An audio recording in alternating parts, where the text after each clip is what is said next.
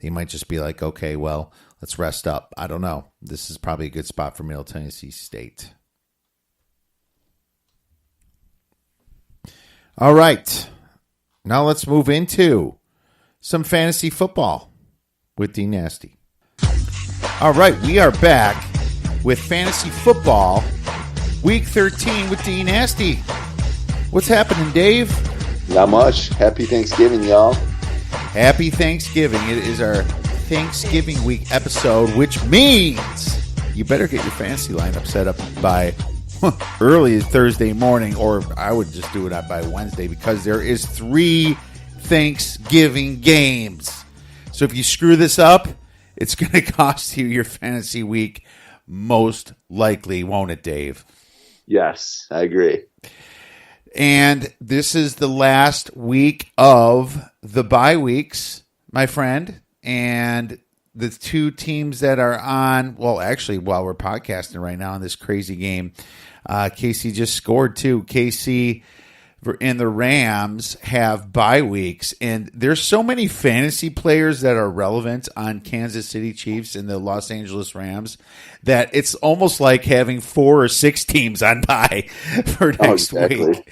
And so definitely be paying attention to that. And people with Patrick Mahomes, Kareem Hunt, Tyreek Hill, Sammy Watkins, Travis Kelce, a few others maybe. You might be having to fill those in. And then we don't even have to talk about Jared Goff, Gurley. We have Woods, and we have Cooper Kupp's out. He's done anyway. Then you have a couple other guys on there. And yeah, you'll have to definitely bench those guys and try to find someone else. So hopefully there's a few waiver wire pickups that might fill in if your second string isn't good enough. Why don't you start with the key injuries, Dave? All right, well, the first one is going to be Alex Smith. Very gruesome injury. I watched the replay several times, and it was hard to watch each time I watched it. So definitely don't watch that if you don't need to. But Alex Smith, on the 33rd year anniversary of Joe Theismann's injury, did the same exact thing that Joe Theismann did. 2 broken bones in his leg. Very gruesome injury to his leg and his ankle. His ankle was just hanging there. So I know. I saw it once, and I kind of put my fingers over my eyes, but I had to see it. It's just something, it's just the way you are. And then you regret it immediately after. Like, oh, exactly. Yeah, 33 days to the day, of this game, and Joe Theismann was there, and I was watching that game with my dad as a child, and I remember it perfectly. I remember seeing his leg break with my dad, and it was the most gruesome football injury I'd seen up to that date anyway. I've seen some nasty basketball ones too, but dude, that was bad, and it sticks in my mind. I remember perfectly, and we just saw it happen again to the quarterback, and I thought that was extremely ironic, man. It was. And, well, best wishes to Alex Smith, though. We never like to see a fantasy player injured like that, so no. Best wishes to him, and hopefully he comes back strong next year sometime. Absolutely. Best wishes to Alex Smith. Next one is going to be Jimmy Graham, my Packer. Even though he hasn't really done anything this year, he may be lost for the year with a broken thumb. He said he's going to try and play through it, but they haven't updated anything on that and if he's going to be back or when he's going to be back. So I would just plan on him being done for the rest of the year right now. He may come back after a few games, but he hadn't done anything before that. So you can probably drop Jimmy Graham in most leagues, or if you have an IR spot, use that IR spot. Another injury, O.J. Howard, super talented tight end for the Buccaneers, left with a sprained ankle. He's questionable for this next week. And then we got Marcus Mariota. He left with a stinger, and he actually injured the same elbow that kept him out for a few games earlier this year, so you might want to keep an eye on that. He's going to be questionable as well. Another big injury is Kerryon Johnson, left with a left knee injury. He's getting an MRI on that today. They're saying it's just a sprain, hopefully. But he probably is doubtful for this week. Going forward, he probably should play, but you have to keep an eye on that one as well.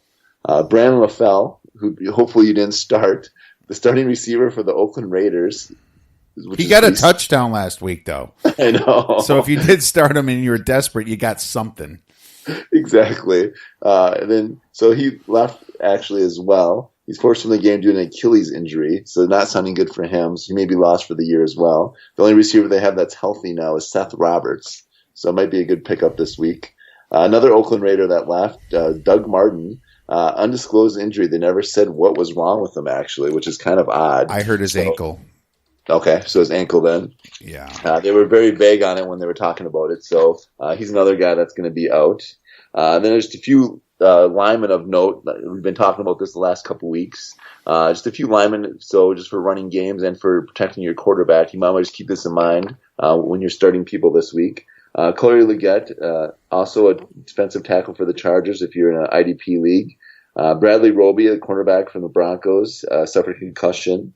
Then the lineman, like I was talking about, Tyron Smith, one of their main tackles for the Cowboys, suffered a stinger, and he's questionable for this next week. And then the New Orleans Saints lost two guards. Their two starting guards, Andres Pete and Larry Warford. Warford and Pete both left the game in the second half.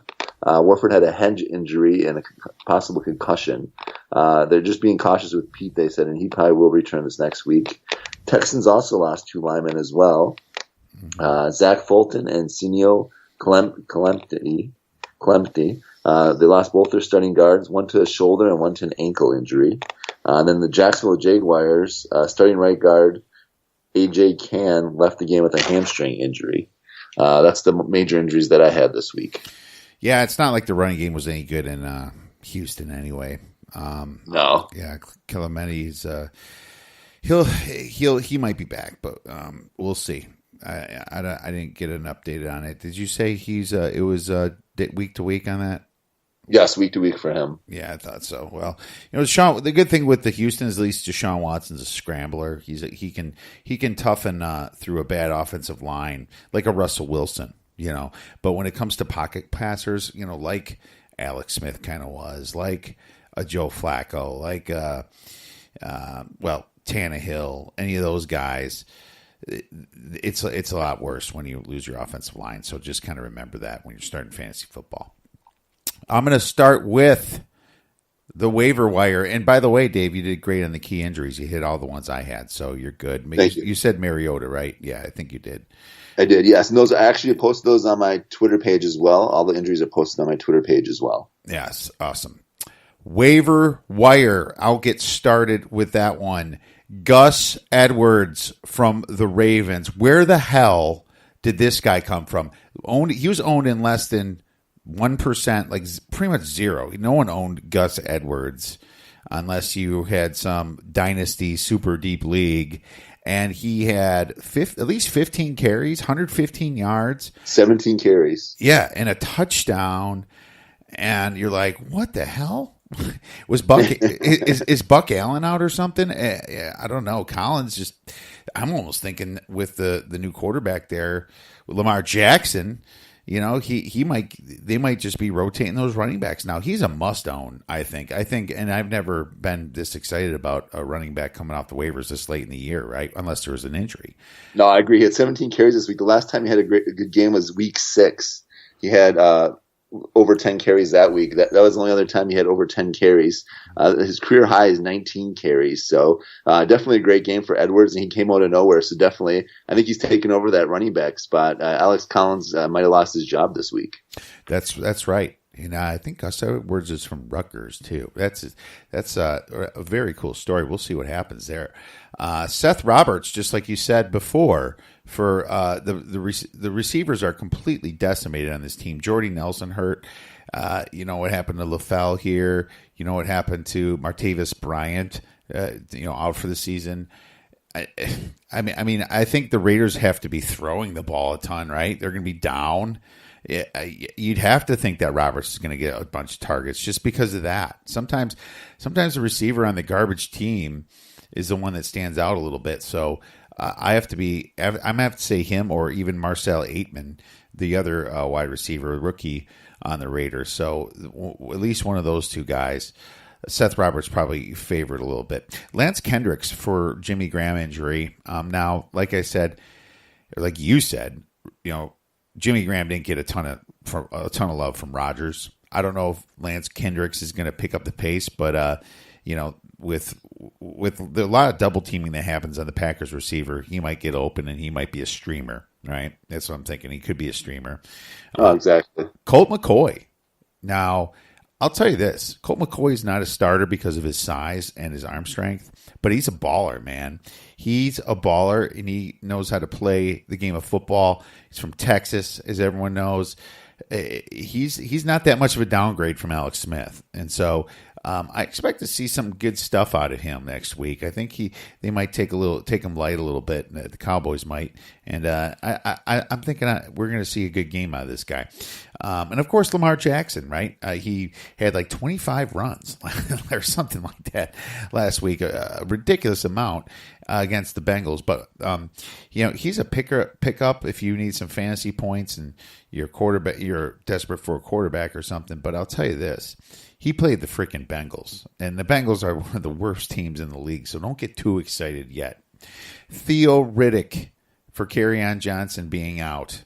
I think he's going to be more targeted for the passing game. LeGarrette Blount will probably get more carries, but I just think that Theo Riddick is going to be the better fantasy for the Lions personally. DJ Moore. Now, we've mentioned him before. He's kind of like a Deshaun Jackson, a boom or bust type guy. But, man, he got a lot more targets last game, way more involved in the passing game. You can see him catching everything. I think he might be creeping up on Funchess' status here. And he might be the guy that you want in the Panthers towards this end of the year. Now, I had DJ Moore in some leagues because I knew him coming out of Maryland being so good, right? First-round pick. But I couldn't hold on to him forever because waivers just killed it and injuries. I had to dump him. But if he's available, he's definitely one that you might want to throw in for a receiver. Of course, Jameis Winston, E to W, is available in a lot of leagues now, and he's been announced the Buccaneers starter, and we'll see if he's able to eat a W. But apparently this team is pretty bad, and they have no defense, so I expect him to throw a lot of interceptions. One thing about Jameis Winston, he loves throwing to Cameron Brate, and now that A.J. Howard is out, Cameron Brate becomes a legitimate tight end once again, and so he is another one I have for pickups on my waiver wire. Who do you have, Dave? Yes, I do like the O.J. Howard with him out. I do like Cameron Brate as well. But yes, be wary and be cautious with Winston. Like he was saying, he definitely could throw some picks, and they've been rotating back and forth. And you don't know when he's going to get benched or if he gets benched again. So yes, definitely be leery of him. Josh Adams, we talked about him last week. He had another great game this past week. 7 carries for 53 yards and a touchdown. Also had 6 targets this past week as well. And then he was first among the running backs and second on the team in receptions and targets as well. So definitely, if he's only owned in 31% of leagues right now, so definitely want to be picking him up if he's still out there in any of your leagues. I think he's the man for Philly now. I think he's the top guy. I was going to say he's almost a must-start going forward. So he's definitely the lead back there now, and Philly has a favorable schedule going forward as well. So definitely, they're playing Oakland this week, so definitely a favorable schedule. So definitely get him into your lineup this week if you have a chance to, because Raiders play the Ravens. The Eagles actually have a favorable matchup as well this week, though, too, and going forward. So you definitely want to get them into your lineup because they're playing the Giants this week, actually. So the favorable matchup for them as well. And then Baker Mayfield, we talked about him before. He had a bye last week, so a lot of people might have forgotten about him or dropped him. He's actually had 17 fantasy points in 3 of his last 4 games. And 2 of the last 4 games, he even cracked 20 points. So if you're looking for a bye week fill-in for Goff or Mahomes like myself, I had Mahomes in 5 of my leagues. So definitely looking for a bye week fill-in. He'd be a good guy to pick up if you're looking for a quarterback this week to fill in for one of your bye week quarterbacks. Josh Reynolds, the D-Nasty sleeper of the week last week. Last time I checked, he had 5 catches for 53 yards and a touchdown tonight. He's definitely taken over the Cubs' targets, and he's been playing well as well in that high-powered offense for the Rams. Even though they have a bye the next week, you might want to think about picking him up. Another boomer bust guy, kind of like a DJ Moore, Traquan Smith. We talked about him several weeks ago, and then he failed miserably the next week. He had 0 catches and he had 0 fantasy points. Killed a lot of people, but then he bounced back in a huge way.